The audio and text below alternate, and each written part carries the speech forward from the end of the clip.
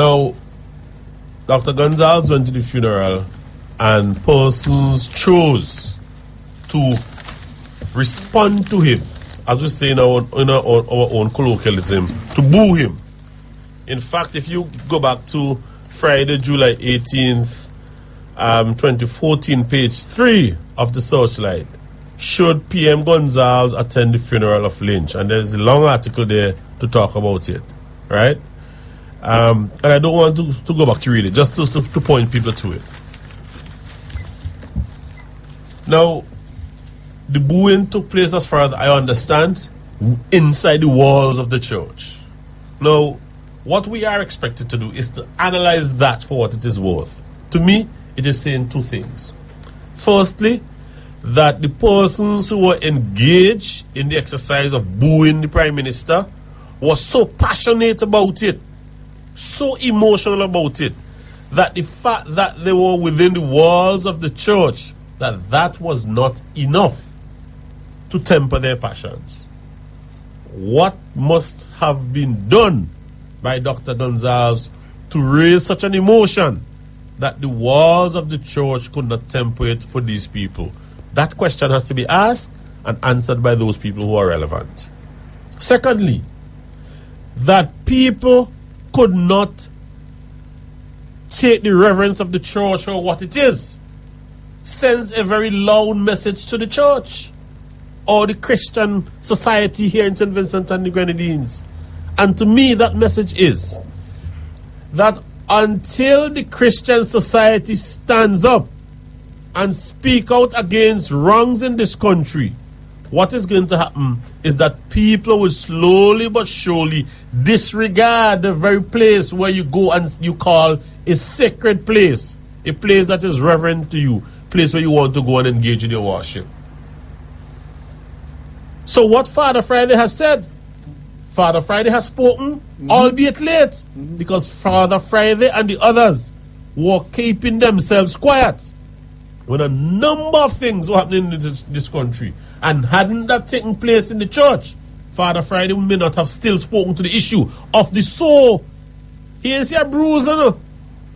You get the bruise. When the bruise was had, Father Friday and company didn't say anything. They wait until it got to a malignant sore to start opening the mouth.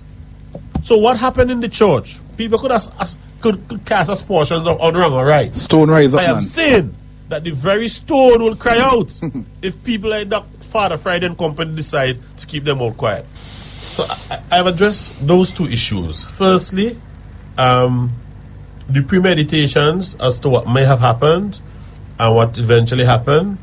And of course, I've touched on the issue raised by the church leader to identify what I've identified as the other issue.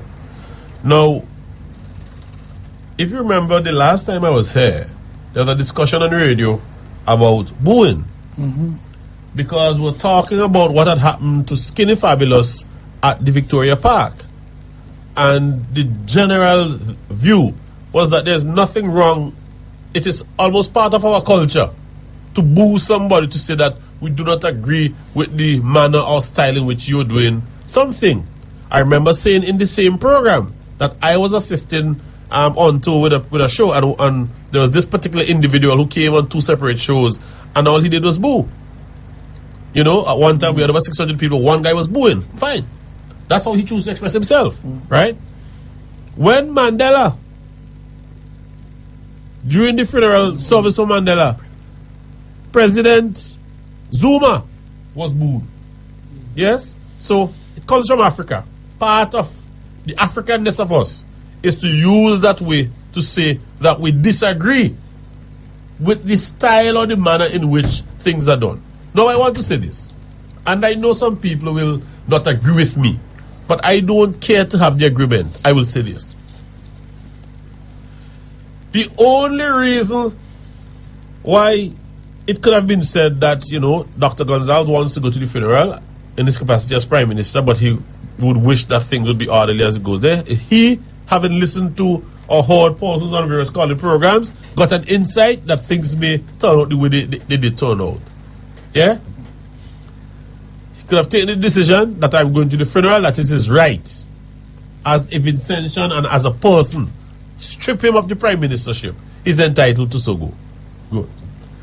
I am of the view that based on what would have transpired, the history of the relationship between Dr. Gonsalves and Mr. Lynch, that when he was issued an invite to address the funeral service, he ought to have respectfully declined.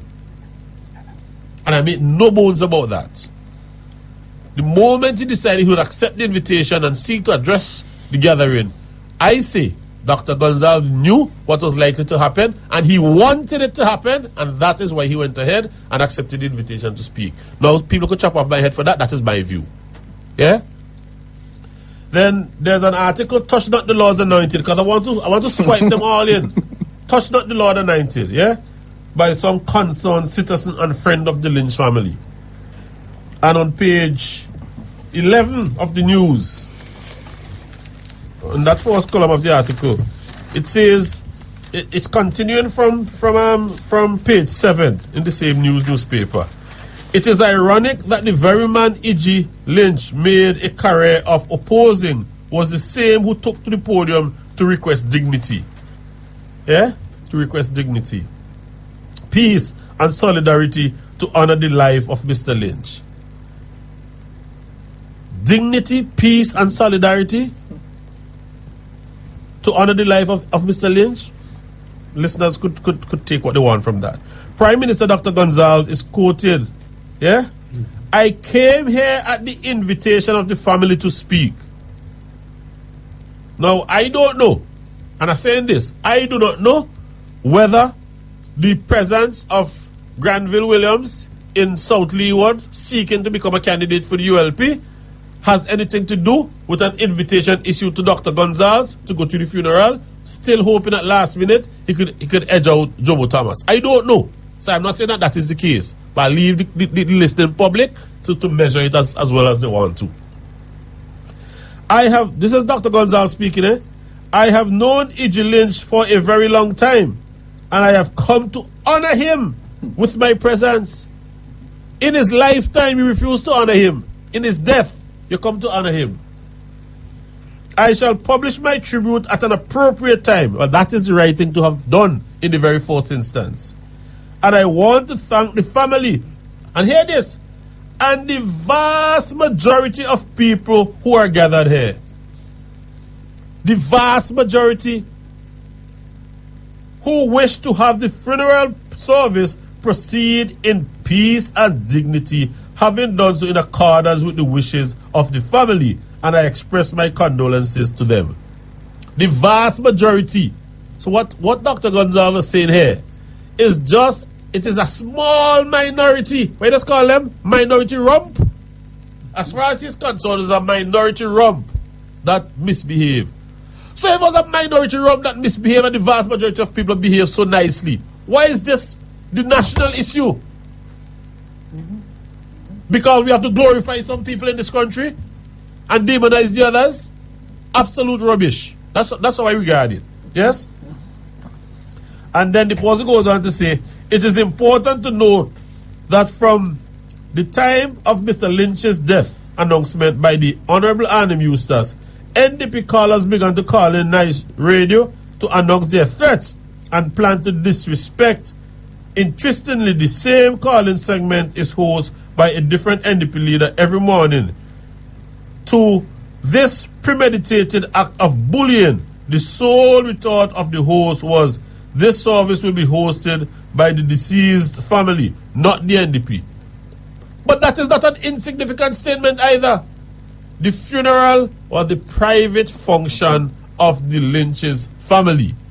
Yes, Lynch has a biological family, or he had a biological family, but he had a political family too.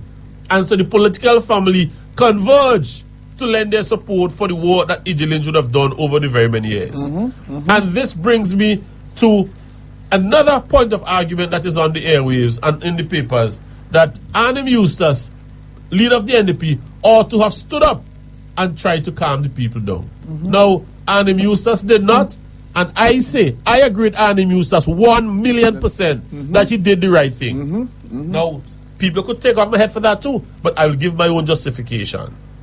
One, Arnhem users had stood up and said to the people, we don't need this. Please stop it. And everybody who was booing